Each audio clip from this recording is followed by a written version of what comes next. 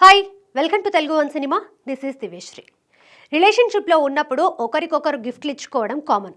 ప్రేమికులైన భార్యాభర్తలైన అకేషన్ని బట్టి వారి స్తోమతకు తగ్గట్టుగా గిఫ్ట్లు ఇచ్చుకుంటూ ఉంటారు.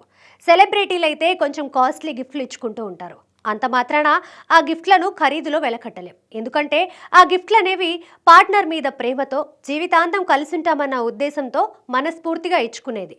అందుకే ఏవైనా మనస్పార్థాలు వచ్చి విడిపోయినంత మాత్రాన ఆ గిఫ్ట్లకు డబ్బులు వృధా అయ్యాయని అనుకోవడం కరెక్ట్ కాదు.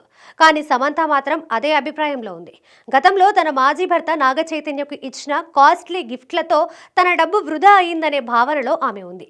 ప్రేమించి పెళ్లి చేసుకున్న సమంత నాగ చైతన్య మనస్పార్థాల కారణంగా 4 ఏళ్లకే విడిపోయిన సంగతి తెలిసిందే.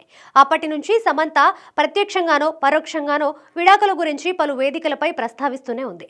దీంతో ఆమె తీరుపై అక్కినేని అభిమానులు గుర్రుగా ఉన్నారు. మరోవైపు నాగ చైతన్య మాత్రం ఇంతవరకు విడాకులపై పెద్దగా స్పందించలేదు.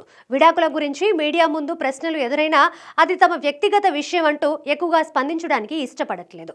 అలాగే త్వరలో శోభితా ధూళిపాళ్లతో రెండో పెళ్లికి కూడా సిద్ధమవుతున్నాడు. ఇలాంటి సమయంలో మరోసారి అక్కినేని అభిమానులకు ఆగ్రహం తెప్పించింది సమంత.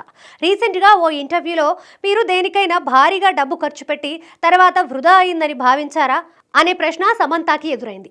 ఈ ప్రశ్నకు సమంత ఏమాత్రం తడుముకోకుండా నా మాజీకి ఇచ్చిన కాస్ట్లీ గిఫ్ట్లు అంటూ సమాధానమిచ్చింది. ఇదే ఇప్పుడు వివాదానికి కారణమైంది.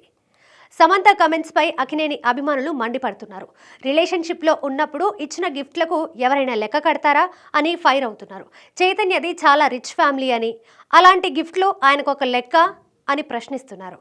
రిలేషన్షిప్ బాగున్నప్పుడు చైతన్య కూడా ఎన్నో కాస్ట్లీ గిఫ్ట్లు ఇచ్చి ఉంటాడు కదా, మరి వాటి సంగతి ఏంటి అని నిలదీస్తున్నారు. మీరు ఆయన దగ్గర తీసుకున్న గిఫ్ట్లు కూడా వృధానే కదా అని క్వశ్చన్ చేస్తున్నారు.